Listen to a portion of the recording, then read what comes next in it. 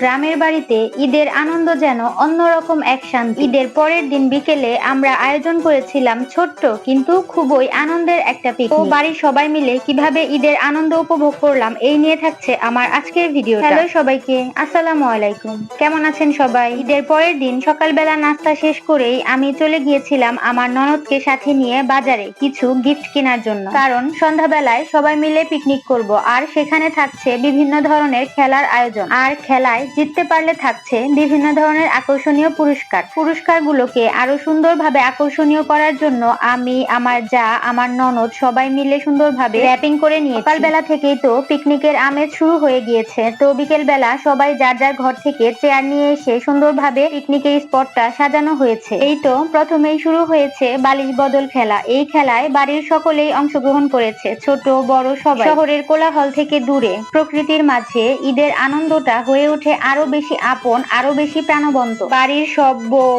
মেয়ে, শাশুড়ি, শ্বশুর সবাই মিলে যেন এক হয়ে গিয়েছিলাম আনন্দে। চারপাশে ছিল হাসি খুশি আর দুষ্টুমিতে ভরা মুহূর্ত। একটা খেলা শেষ করেই আবার শুরু হয়েছে দ্বিতীয় খেলা। এটা ছিল বাস্কেটে বল নিক্ষেপ। খেলার মাঝে হাসির রোল পড়ে গিয়েছিল চারপাশে। ঝুড়িতে বল নিক্ষেপ খেলায় যেখানে ছোট বড় সবাই চেষ্টা করছিল নিজের সেরাটা দিতে। এই ছোট্ট আয়োজন আমাদের সবাইকে আরো কাছে নিয়ে এসেছে। ভালোবাসা, বন্ধন আর একসাথে থাকার আনন্দ, এগুলোই তো জীবনের আসল সম্পদ। সবচেয়ে মজা ছিল হাড়ি ভাঙা খেলা। চোখ বেঁধে লক্ষ্যভেদ, সবার চিৎকার, হাসি আর উত্তেজনার মুহূর্তটা হয়ে উঠেছিল আরো প্রাণবন্ত। প্রতিটি খেলায় ছিল পুরস্কারের ব্যবস্থা। প্রথম, দ্বিতীয় ও তৃতীয় স্থান অধিকারীদের হাতে তুলে দেওয়া হয়েছে ছোট ছোট ভালোবাসার উপহার। গ্রামের এই সরল আনন্দ, এই মিলেমিশে থাকার মুহূর্তগুলো মনে করিয়ে দেয় সুখ আসলে খুব ছোট জিনিসের মধ্যেই লুকিয়ে থাকে। দিন শেষে ক্লান্ত শরীর হলেও মনটা ছিল ভরে যাওয়া আনন্দে। এমন মুহূর্তগুলোই বারবার মনে পড়ে আর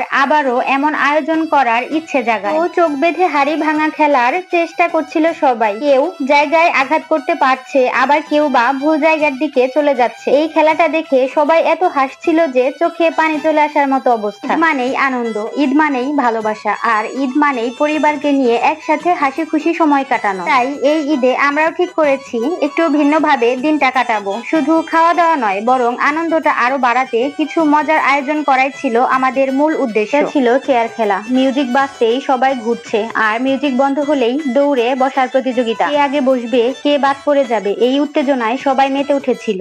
সবাই মিলে আর যারা এখানে অংশগ্রহণ করছে তাদেরকে আমি ধন্যবাদ জানাই। পরবর্তীতে খেলা হলে এই সমস্ত অ্যারেঞ্জমেন্ট আমি করবো আর কি, আর উন্নত মানের প্রাইজ দিব। কিন্তু আমি এটা পরবর্তীকালে বাসে রাখলে দিনের বেলায় করবো আর কি। আমরা দিনের বেলায় করবো 3টা 3:30টার মধ্যে। আমি এখন ঝুড়িতে বল নিক্ষেপ প্রথম স্থান অধিকার করেছে দিলওয়ারা। প্রথম স্থান আমি দিলওয়ারাকে মঞ্চে এসে পুরস্কার গ্রহণ করার জন্য অনুরোধ করছি।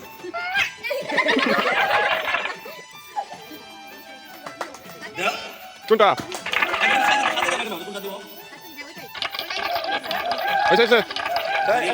ঝুড়িতে বল নিক্ষেপ দ্বিতীয় স্থান অধিকার করেছে আজমিন। আমি আজমিনকে স্থান অধিকার করেছে ঐশী। আমি ঐশীকে মঞ্চে এসে তার পুরস্কার গ্রহণ করার জন্য অনুরোধ করছি। চমৎকার একটি খেলা ছিল হাড়ি ভাঙা। তো এভাবেই পুরস্কার বিতরণের মধ্য দিয়ে শেষ হলো পারিবারিক ঈদ পুনর্মিলনী আনন্দ অনুষ্ঠান। ভালো থাকবেন সবাই, আল্লাহ হাফেজ।